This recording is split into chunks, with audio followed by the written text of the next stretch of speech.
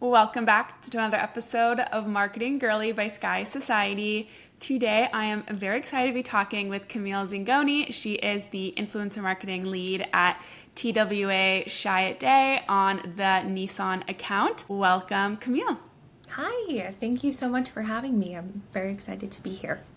I'm very excited to be chatting with you and going through your career journey. Camille started in corporate PR, then switched over to social, and is now in influencer marketing and creator partnerships in the auto industry, which is a very unique place to be. So very excited to jump into that whole journey. But before we go into all of that, can you tell me a little bit about who you are and what you do? So Camille Zingoni, I am the influencer marketing lead at TBWA Shy Day, specifically on the Nissan account. So focusing on all things cars and auto. Before that, I was, as you mentioned, in social, started off in corporate PR and kind of have just gone with the wind with my career journey. As influencer marketing has started to unfold. So I've been lucky to kind of be in the influencer space for a long time and really just evolve my career with it. I love that. So tell me a little bit about your current role. What does it entail? What does it look like? So I'm the lead on all things influencer. Influencer and social kind of go hand in hand. So we're under the social umbrella. And then I have a team for the influencer specific work. But we work really alongside the organic social and paid social team just to ensure that we're targeting different, go-to-market campaigns and product launches appropriately. Our program is a bit unique in the sense of, well, we're selling cars, not, beauty product or something that is easily purchased. So it's a lot of upper funnel brand awareness and marketing. But we also have a lot of long-term influencers that we work with. So we refer to them as kind of like an influencer roster of people who we work with on an annual basis, just to kind of start to really get their audience primed for, if the time ever comes where they're considering a car. And then on top of that, we also have net new creators or influencers that we'll kind of work with on a project by project basis. But it's a little bit of a blend of long-term influencer marketing and short-term influencer marketing as well, which has worked really well for us.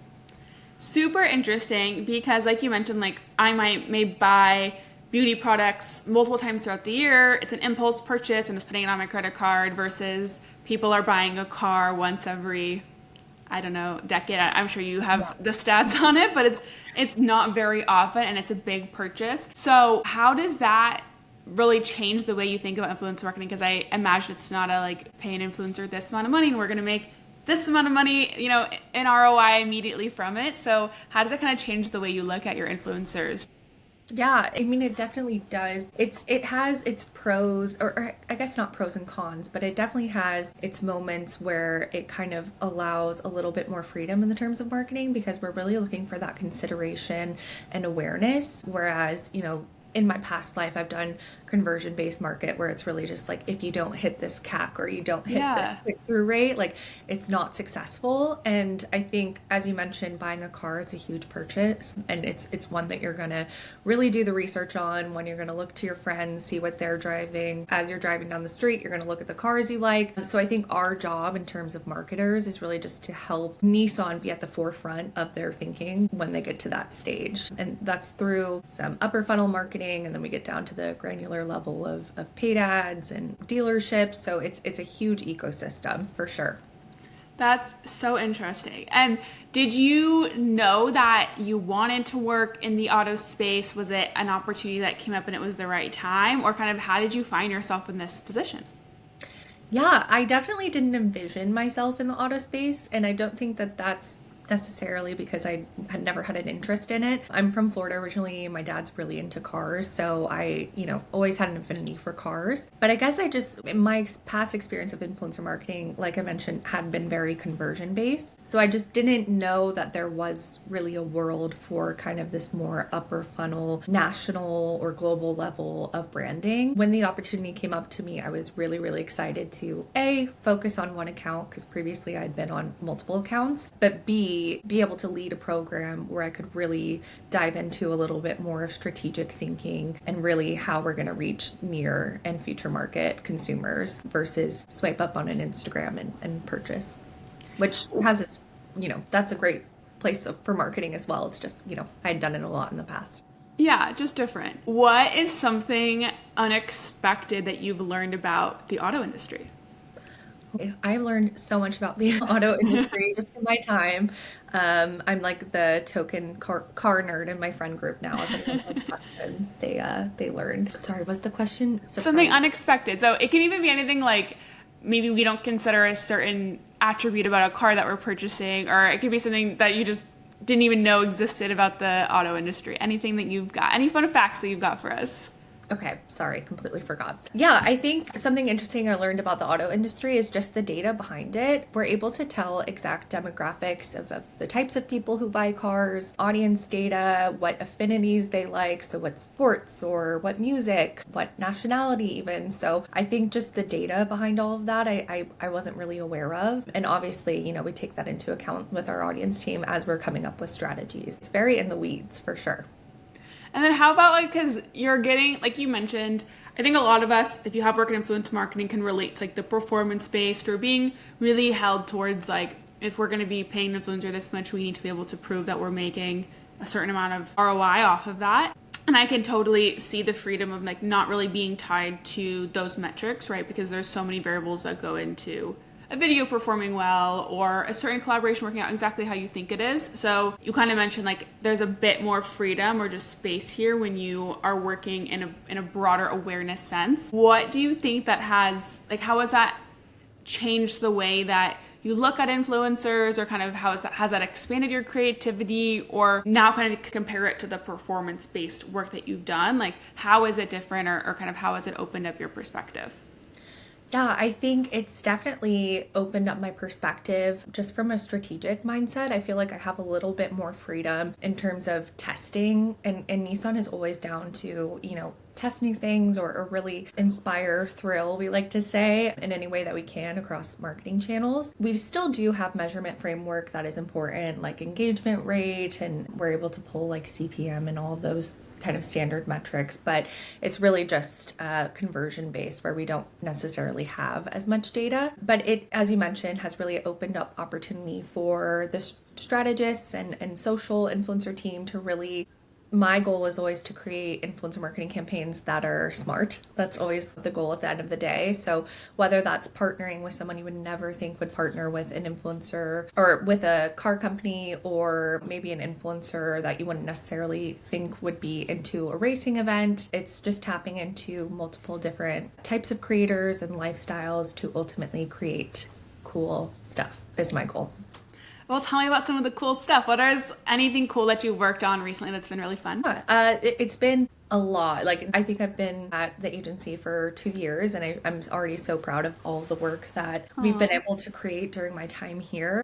Two things that stand out to me most recently: one of our influencers who we work with on a long-term basis, we were able to help her. She's a car mod, Amelia Hartford, and she was actually in the Gran Turismo movie, which is a Nissan movie. If you haven't seen it, it's incredible, so you should watch. But yeah, we gave her 2 cars and told her to build the world's fastest Z, which is a Nissan car, and she was able to break the world record for the quarter mile. Oh my goodness. Yeah, so I was actually, we had a conversation about it at LA Auto Show, just kind of off the record about how we could make it happen. And lo and behold, myself and a lot of our, internal and Nissan team members were able to kind of make it happen. So that's something that had never been done before. And I'm really proud of the work that we created there.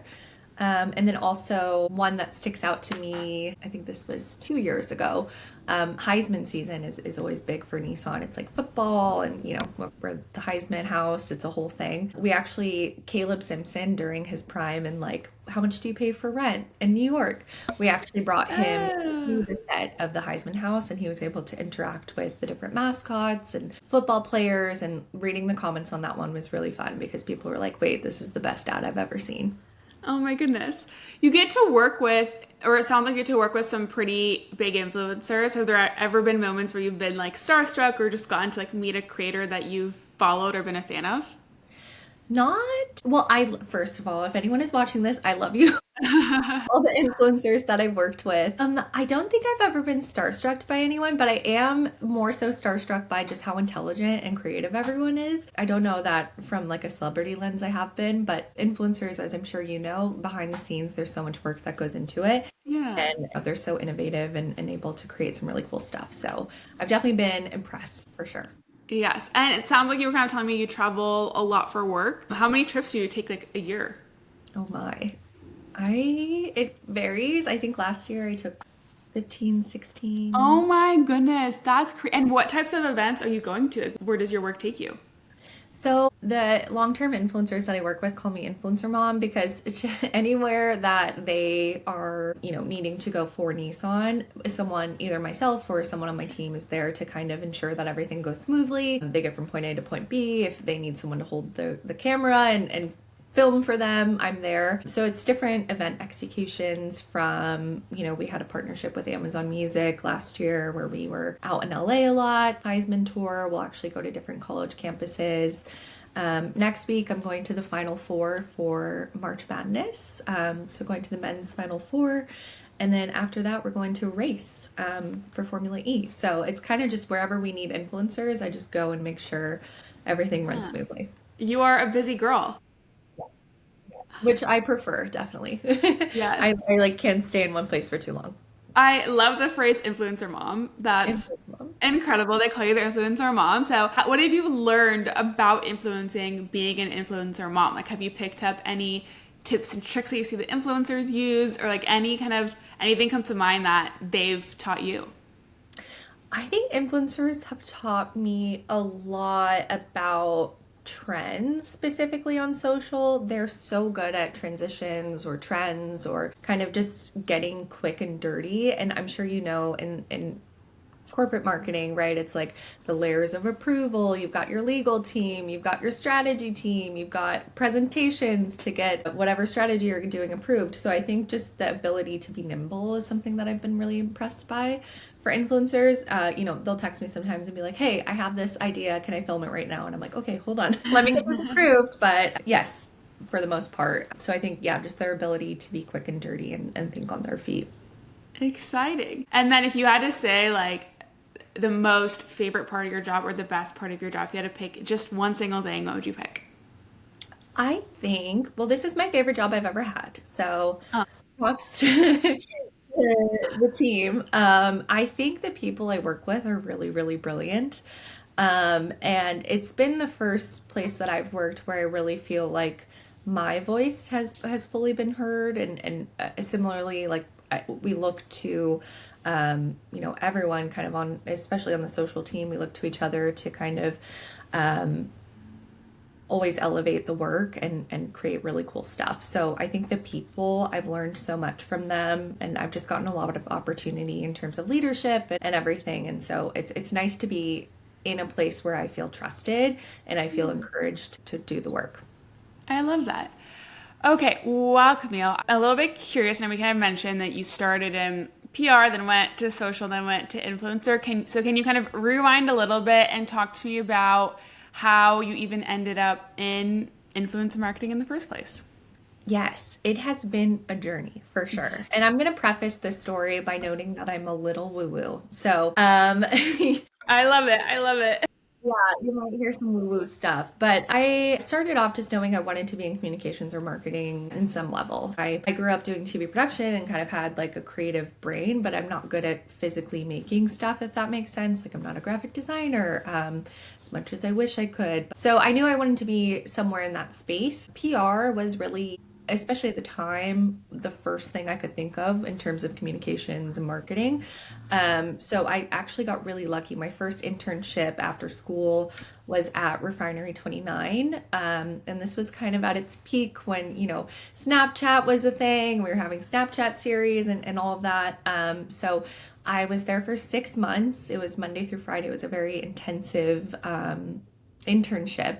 and I was obsessed with it. Like I wouldn't leave until the head of my department would leave. I, was trying to do as much as I can and really soak up the knowledge. And in doing that, I worked side by side with the social team there. Obviously, PR and social sometimes work hand in hand, but I kind of was trying to learn as much as I could from different departments. And in working with the social team, I really kind of sparked an interest in that field. And so after that internship came to a close, I started looking for kind of entry level positions or internships, more so touching on the social part of marketing, and I was able to find a social media internship at a small agency, work my way up to coordinator, manager, etc. I worked in social for a few years, and at that time, influencer marketing wasn't nearly anything like it is now. I used to work in the hospitality industry, so we used to send influencers to different restaurants and just be like, hey, we'll pay you in food if you post about us. It was very unofficial, no FTC requirements and all of that. So I was doing influencer work, but I didn't necessarily know that I was working in influencer marketing, if that made sense. It was kind of the time where a social media manager was everything. And then as influencer marketing kind of started to become its own realm within the social world, I really started to realize that that type of work kept me energized and really, kept my brain happy, because I'm able to be strategic and creative, but I'm also able to like put on my little lawyer hat sometimes and do red lines or think about money in terms of budgeting and contracting, negotiations. So it's the best of both worlds. And I find that a blend of the two really, really makes my brain happy. What have you learned since you kind of got to start doing influencer marketing before influencer marketing was officially a thing? And obviously now you're doing it for a large company at a much bigger scale. What are some of the biggest changes you've seen in the influencer marketing space since kind of you started doing it? Other than FTC guidelines, but like maybe something a little bit that's either excited you or just something that's kind of really stuck with you. Oh, FTC guidelines aren't exciting? No. Very exciting. We love legal. Yay. I think a lot has changed, and it's been really fun to be part of the journey. When influencer marketing was just starting out, I think we went a little crazy with it, a little hard. Everybody was just kind of recommending whatever or getting their hands on free PR so I think authenticity has come a long way with influencer marketing. And I think especially now with current climate we're in, with money wise, I think people are being really intentional in a lot of ways, and especially with what they're buying. So I think influencers, both on the influencer level and the brand side, are really trying to be intentional about the work that is being created, and you'll see that come into effect with long-term creator partnerships or I can't remember which influencer it was, but I'm the one who was like obsessed with Poppy and then she got a brand deal with them. I can't think of who it is. I can't think of it either. Okay, someone will know. We're all on TikTok all the time, right? But I think influencers who are really passionate about the brand, you kind of have to be like that these days, or you'll be called out. So I think it's really changed in terms of authenticity, and I think that's a good thing. Well, I'm actually curious, did you see the whole New York influencer drama go down? Which New York influencer? There's Like so not much. not too long ago, but I don't know when this episode will air, but a little while ago there, Acquired Style. Yes, yes. So she had essentially just like stitch a video of people saying like New York influencers are boring, and then the video went viral. Then people were talking about, New York influencer is boring, but also everyone's following them and consuming their content. Like, are they actually? So did this not go to your side of TikTok? No, it did. I just, Okay, you say influencer drama, and I'm like, this scandal, this there's scandal, too this much. scandal. No, I did see that. And I actually love Acquired Style. So, but I know that influencer marketing is tough because I get it. Like, I private, I don't want to be perceived, right? So that's why I'm not an influencer. But I think whether we like it or not, it is a very powerful form of marketing in the same way that celebrity endorsements are, in the same way that television ads are. And I think it does have positive and negatives. I think she's exactly right to the point of love it or hate it. Like, this restaurant is still, slammed because of TikTok and because of influencers. So, I think that can have its pros and its cons. And again, that's why, you need to be intentional about the work that you're creating. But it's definitely not uncommon for people to be mad at influencers or, mad at the effect that they're able to create. But I think at the end of the day, if you're looking for a new foundation, which I'm often because I'm a makeup girly, I'm looking at what Alex Earl is using these days. So Yeah, yeah. I know it is interesting because like, well, it's easy to say like, oh, acquired style is boring, but then if you look deeper, it's like, well, she put pasta in her hair to curl her hair, or she, went to for her like Thanksgiving or Christmas, she like gets these like extravagant outfits, and like obviously it takes a lot of work for someone to grow, but I feel like over the past couple of years we've seen sometimes consumers start to get upset about how much influencers get paid right. or the perks that influencers get, right? Like the Tarte trips, we've been seeing people get backlash for that. Like brands are starting to get backlash for how much they're paying influencers or perks that they're getting influencers. Do you think that's something that's going to continue, like going to be a challenge for brands? Do you think it's going to like change the way brands work with influencers, or kind of what do you think? I think brand trips can work, and Nissan actually just tested their first brand trip this past year, but it was all focused around the Aria, and the influencers weren't, partying on an island with White Claws. They were actually like in the factories and watching the cars get built and actually, going to the Nissan headquarters and meeting the people who designed the cars. So I think brand trips can be beneficial, and, obviously influencers will get experiences that maybe the traditional folk wouldn't. That's kind of the name of the game. But I think being intentional and also reading the room is really important with any type of marketing, whether it's influencer or not. Yeah, it goes back and forth, but some people love the Tarte trips, some people hate them. But, personally, especially with a brand like Nissan, if we're sending influencers somewhere, we really want to make sure that it has a strategic and important lens to where we can, help educate our consumers or create really educational content. Yeah, it is really interesting, especially hearing about that Nissan did a trip like that, or just seeing the ways that brands are working with influencers, because I think that's really what's changing a lot. Influencer marketing is not going to go away anytime soon, but I think that what will likely keep evolving is how brands choose to work with influencers. And so the trip thing is interesting. Like you mentioned, like the trips are generally like, let's send you somewhere extravagant and spoil you, or like, yes, you're going to be posting content because you're having the best time, but you're posting content because you're having a fun time, maybe not necessarily because you're engaging with the brand, learning about the brand. And so I just think it's really interesting of like, I wonder what changes will be made, or if changes will be made, or if there's ways that brands will work with influencers in 5 years that we haven't thought of, because I bet no one would ever have thought that influencers would be going on crazy trips like this. If you would have asked them when influencer marketing started, like no one would have guessed that. So I'm just curious, like I wonder where it will continue to grow and evolve, because just like anything, it's going to, but it's exciting to watch.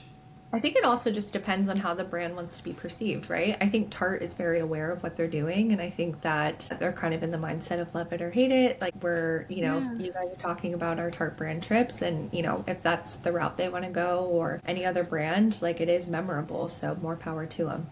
Yeah, it isn't. Yeah, it's just a fun space to watch in influencer marketing. I love getting to interview my influencer marketing guests. Just it's always interesting to hear all the different creative ways that you can partner with creators, and I think that's what makes the job so fun, is that you get to be creative in that way, and it's not like you're doing every single deal the same. And so when I get to hear about we were talking about how I interviewed Osley, that's at F1, and like hearing about how they do their influencer partnerships, it's just so cool to see that there's so many different ways that brands are kind of working with influencers and kind of taking influencer marketing and making it their own.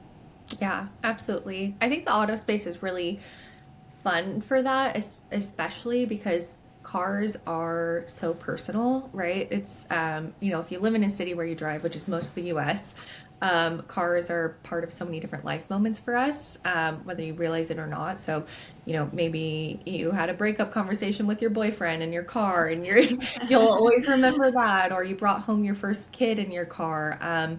They're part of so many different life moments, and they are for everyone. So I think for Nissan specifically and other OEMs, it's like finding people who represent the different passion points or activities that a certain vehicle can lead you to. So if that's the Pathfinder, which is more of an outdoorsy vehicle, working with people who are really passionate about that. So that way the future, buyers can kind of see a little bit of their future life moments through the car.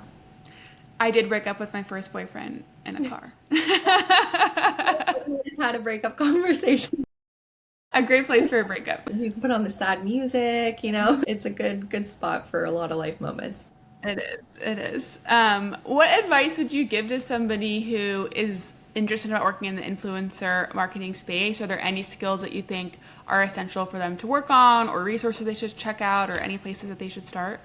Yeah, I think starting out in any industry within marketing or advertising, whether it's influence or not, I would say, and I can attest to this, I didn't start off in influencer marketing. I would say don't be afraid to take a position, especially if it's entry level, if it's not your dream job. I think getting your foot in the door, learning the ins and outs of corporate banter. There's a lot to learn in those first couple years of setting meetings and how everyone talks to each other. So I think getting your foot in the door is the first step, right? So don't be afraid to take something even if it's not your dream job out of college. From there, I think, for influencers specifically, social is a good kind of gateway to that realm, just knowing that influencers and social kind of go hand in hand. And then just look for, maybe there's a small agency in your town that is a little bit localized, where you can kind of learn the day-to-day of influencer marketing, and then just start working your way up.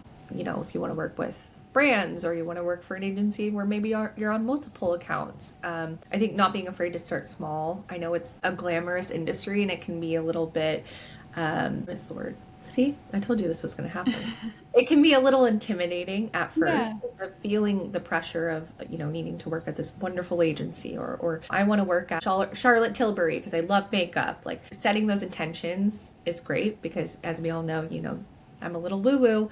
You can manifest your destiny, but I think just putting in the work in the early stages is really my best advice. How about advice, going back to being woo-woo, because I love it. How about advice when it comes to manifesting what you want out of your life and your career? Yeah, I'm a big fan of manifesting, but at the same time, I have anxiety. So it's, those two things can fight each other at some point in time. For big life decisions, I just always say, like, having a good sense of your intuition and your gut will never lead you in the wrong direction. I actually moved to Nashville for a company, and had never been to Nashville once. I didn't know anyone here. And I kind of just had, a feeling and went for it. And, now I have the best job I've ever had. And, I have great friends, and I've been here 8 years. So I think just trusting your gut, and when you get those callings, especially if you're being intentional about, writing down your life path, and it doesn't necessarily have to be woo-woo, right? You can write down your career goals, or, relationship goals, or whatever you want to put your focus on. For me, it's been career. And then, as those things start to present yourself, just don't be afraid to act, because you don't want to hold yourself back. Yeah, that's so important. And are you a big fan of, like, do you journal? Do you have a vision board? Is there any, like, tools you use for manifesting? I have 2 vision boards in my office right now, and I'm not afraid to get specific of them. I think, I do vision board nights with my girlfriends, and I'm pretty protective about who I'll let, like, be in that room too, because I'm like, I don't want, I just need, like, positive energy about me. I don't journal. Probably should, but I feel like I'm too self-aware sometimes. So I'm like, I don't, I'll remember that whether I want to or not. So I don't journal, but I do vision boards, and also, just looking up and keep surrounding myself with people who are, along similar frequencies. Yeah. I love that. I am also a big believer in manifestation, and I'm somebody that was very much from the perspective of, like, well, we'll stick with woo-woo, because that seems like it's the phrase for the episode. I was anti-woo-woo, very much like that's not at all how the world works, but I remember when I started Sky Society, I had like randomly been like, this was maybe like a couple months into the business. I was going through one of my old journals and I found something that I'd written that was like, be self-employed by 3. I forget what the age was that I had written on it. And around my birthday, I had actually gone through the journal and it was my birthday of that year. And I had, I was self-employed. And I remember being like, oh my gosh. And sometimes it's also like the things that you forget that you even wrote, or that the things that you put on your vision board that you're not always thinking about, but that you're kind of releasing to your subconscious, or that you are, that you are surrounding yourself with those thoughts or with those people that help make those goals happen. So, Yeah. It's definitely a space to be intentional for. I remember one time I was like, I want a 20% raise and like, to be really happy at work. I got let go because of COVID, but I ended up getting a job with a 20% raise. So it's like you have to be a little specific about how you're going to get there. But it was really funny to look back on. But also not being afraid to be specific about what you want, and then being open-minded with how you get there, right? Like you wrote that down, you got let go. You may be like, oh my gosh, the opposite of manifesting is happening, but it may take a little bit longer. And I even remember my first internship was unpaid, and when it came to be renewed and I asked for minimum wage at the time, I was told no, and I quit that internship, and I was crying and just so sad about it. And a couple months later I got a job that paid me exactly what I wanted, and it sometimes just happens. Exactly. But you have to kind of believe in the like trust the process a little bit, and like it's not always going to happen perfectly, but it will. Yeah, and I think those lessons are important. Like I said earlier, you're not going to get the dream job or the dream industry right out of college, or maybe you will. I don't know, and that's wonderful. But I think for a lot of us, the learning lessons make us into the leaders and professionals that we are now. And I think that can go for anything in life. 100%. And also that's one of my favorite things about the podcast is getting to really share journeys and knowing that every single journey is different, and that there's so many women I've had on that are incredible leaders in their career, that have incredible jobs at incredible companies, that have been laid off at some point in their lives. Like nobody's path is perfect. No. And once you kind of let go of that need of like, my career needs to have this like perfect upward trajectory and everything needs to go according to plan, and kind of once you let go of that a little bit, I think that's when you find a lot of joy in the journey. And one day you'll get to a position, you'll look back and you'll be like, oh my gosh, I've come so far and I didn't even realize it. Absolutely. And realizing that there's no perfect leader or marketer or advertiser takes a lot of the pressure off, right? It's just doing the best and creating the best work you can. Especially for women, I think we try to be perfect so much all the time in every area of our lives. It's such, I think, a universal experience that all of us can relate to, of wanting to look perfect, wanting to be perfect, perform perfectly at our job, and we hold ourselves to these high standards. So I think kind of it's an active process to be mindful of that, not comparing yourself to others and kind of being kinder to ourselves. But I know that there's a lot of freedom in that when you kind of let go of that expectation. Absolutely. Couldn't have said it better.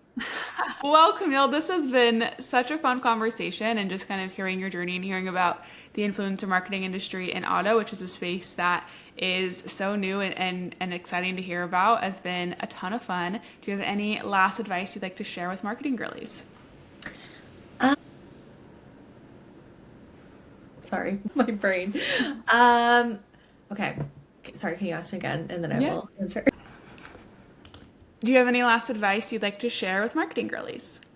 Yeah, I think just having a strong sense of yourself will get you pretty far in whatever direction you want to go. And don't be afraid to try new things, fail, give yourself grace along the way. But ultimately, if you believe in the work you do and, you're kind to the people around you and well with others, you'll be fine. That was a long-winded answer, but live your best life.